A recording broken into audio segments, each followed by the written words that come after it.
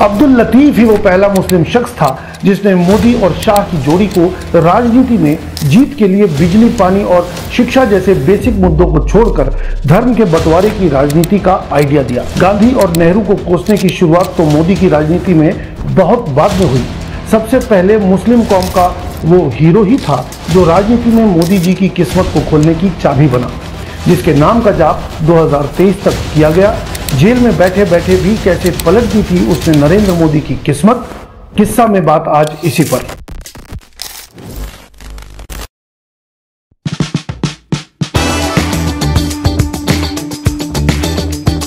नमस्कार।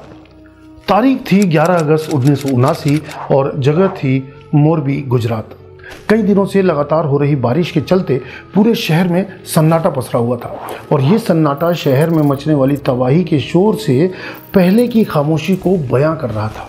इस खामोशी को कोई समझ पाता उससे पहले ही दोपहर के तकरीबन 3:15 बजे पानी की एक 10 मीटर ऊंची लहर लाखों क्यूसेक लीटर पानी अपने साथ लिए गुजरात के मोरबी में दस्तक देती है और देखते ही देखते सैकड़ों घरों और इमारतों समेत पूरे जिले को जमींदोज कर देती है। पलक झपकते ही इस सैलाब में हजारों लोग अपने पालतू जानवरों समेत अपनी जान गंवा देते हैं।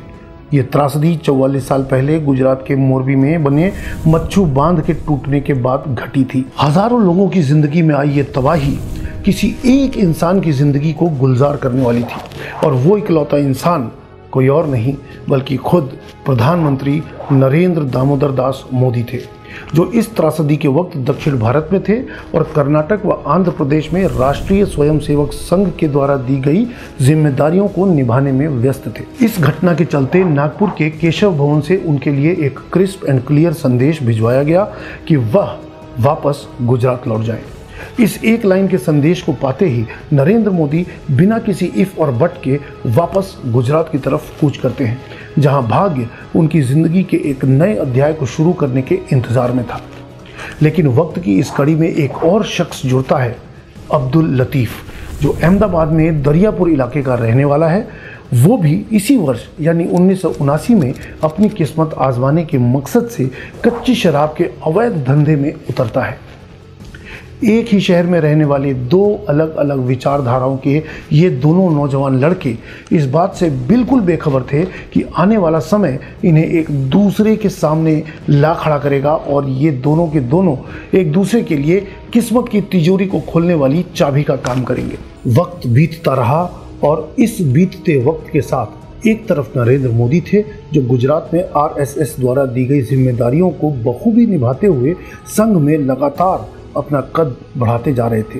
वहीं दूसरी ओर अब्दुल लतीफ भी अपने कच्चे शराब के गैर कानूनी धंधे के साथ अपनी ताकत को बढ़ाने में लगा हुआ था। साल 1983 का आ गया था और अब अपने बढ़े कद के साथ नरेंद्र मोदी को पंडित दीनदयाल उपाध्याय शोध संस्थान द्वारा आयोजित एक कार्यक्रम में बतौर संघ विस्तारक मुख्य अतिथि के रूप में बुलाया गया। इसी कार्यक्रम के दौरान उनकी नज़र 20 बरस के अखिल भारतीय विद्यार्थी परिषद के एक कार्यकर्ता पर पड़ी।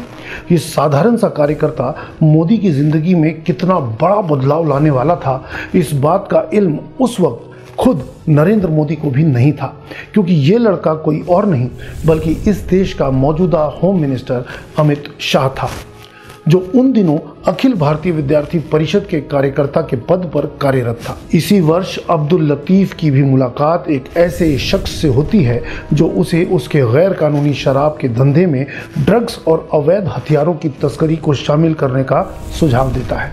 ये शख्स अंडरवर्ल्ड डॉन दाऊद इब्राहिम था, जिसने डोंगरी से अपने गैर कानूनी धंधों की शुरुआत करके मुंबई में तो अपनी पकड़ बना ली थी। इस पकड़ को आगे बढ़ाने के लिए वह गुजरात में अब्दुल लतीफ के साथ हाथ मिलाना चाहता था। दोनों ने एक साथ गुजरात में कई गैर कानूनी धंधों को अंजाम दिया, जिसके चलते 1985 का वो समय आ गया था जब गुजरात का नाम देश के सभी राज्यों में मजहब के नाम पर होने वाले दंगों में सबसे ऊपर था।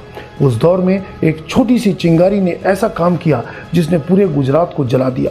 ये चिंगारी थी अब्दुल लतीफ के घर पर भेजा गया हरे रंग का वो गुमनाम लिफाफा, जिसमें कुछ चूड़ियों के साथ अब्दुल के नाम एक खत भेजा गया था, जिसमें लिखा था, शर्म कर लतीफ, जब मुसलमान को मारा जा रहा है तब तेरे जैसा शख्स भी अगर खामोश बैठा है तो ये चूड़ियाँ ही तेरे काम की हैं, इन्हें पहन ले।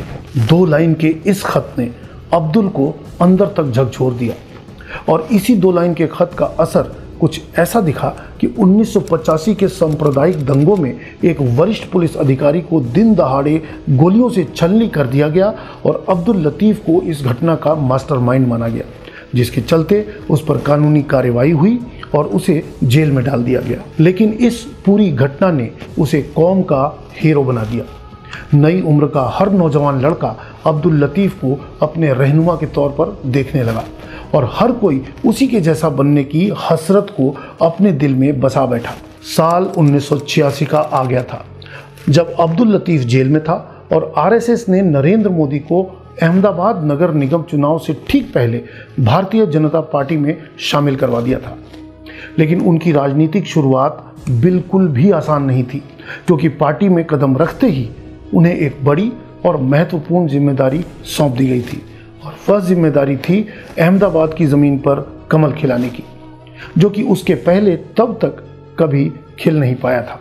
यानी कि ये जिम्मेदारी नरेंद्र मोदी के जीवन की पहली और सबसे मुश्किल राजनीतिक जिम्मेदारी थी। न केवल नरेंद्र मोदी के लिए बल्कि अहमदाबाद नगर निगम का ये चुनाव अब्दुल लतीफ़ के लिए भी एक बड़ी चुनौती था, क्योंकि कौम का हीरो अपने गैर कानूनी हीरोइज्म को अब राजनीति में भुनाना चाहता था, ताकि कौम के उकसाने पर किए गए अपने काले कारनामों को वो राजनीति की सफ़ेद पोशाक के भीतर छुपा सके। अब वो समय आ गया था जब नरेंद्र मोदी और मुस्लिम डॉन अब्दुल लतीफ़ आमने सामने थे। संघ के कार्यकर्ताओं के द्वारा मिली ज़मीनी सूचना के आधार पर नरेंद्र मोदी यह जान चुके थे कि मुस्लिम कम्युनिटी अब्दुल लतीफ़ को अपने रहनुमा के तौर पर देख रही है। ऐसे में उसके जेल में होते हुए भी उसका प्रचार हर मुस्लिम जुबान के द्वारा खुद ब खुद होता जा रहा है। इसकी काट के रूप में एक रणनीति तैयार की गई, जिसमें अब्दुल लतीफ़ को ही अब्दुल लतीफ़ की काट के रूप में इस्तेमाल किया गया। इस रणनीति में मोदी जी के भागीदार थे उनके चाणक्य अमित शाह।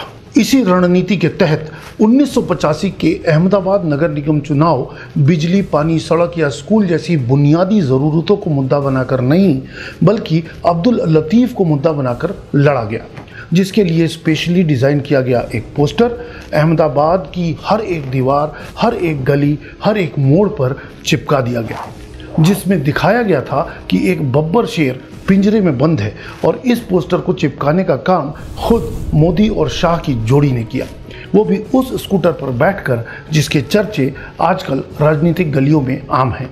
अब्दुल लतीफ़ की पार्टी का निशान भी बब्बर शेर ही था, लेकिन इस पोस्टर में बब्बर शेर का मतलब अब्दुल लतीफ़ था और पिंजरे का मतलब था जेल। यानी इस पोस्टर के ज़रिए ये बताने की कोशिश की जा रही थी कि अभी बब्बर शेर पिंजरे में है, इसलिए उससे डरने की कोई ज़रूरत नहीं है। साथ ही लोगों से इस बात की अपील भी की जा रही थी कि वो ज़्यादा से ज़्यादा इस चुनाव में हिस्सा लें, ताकि बब्बर शेर को पिंजरे में ही बंद रखा जा सके। जेल में बैठे अब्दुल लतीफ़ को जब ये बात पता चली कि चुनाव का मुद्दा ही अब्दुल लतीफ़ बन गया, तो यह खबर उसके लिए भी सुकून देने वाली थी, क्योंकि एक तो जेल में बैठे बैठे उसका और उसकी पार्टी का प्रमोशन हो रहा था और दूसरी तरफ यह पोस्टर इस बात की तरफ इशारा कर रहा था कि अहमदाबाद में हिंदू कम्युनिटी के दिल में मोहम्मद लतीफ़ के नाम का डर है, जो लतीफ़ की मंशा को पूरा करता हुआ नजर आ रहा था। यानी गुजरात में धार्मिक ध्रुवीकरण की एक ऐसी खाई थी जो धर्म के नाम का सहारा लेकर दोनों को फ़ायदा पहुंचा रही थी।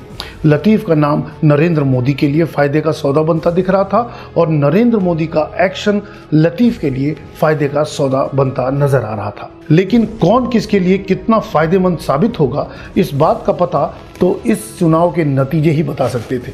इस चुनाव के नतीजे बिल्कुल वैसे ही आए जैसी सबको उम्मीद थी। यानी चुनाव में नरेंद्र मोदी अहमदाबाद की ज़मीन पर कमल खिलाने में कामयाब रहे और जेल में बैठे अब्दुल लतीफ़ भी 5 सीटों पर लड़े गए अपने इन चुनावों में 5 सीटों को जीतने में कामयाब रहा। लतीफ़ के नाम के सहारे ही उन्होंने अपनी पहुंच गुजरात के चीफ मिनिस्टर की कुर्सी तक बनाई और इसी लतीफ़ के नाम के जाप के सहारे पूरे गुजरात को उन्होंने भारतीय जनता पार्टी का स्टेट बना दिया। 1986 से लेकर 2023 तक गुजरात की राजनीति में ढेरों बदलाव आए।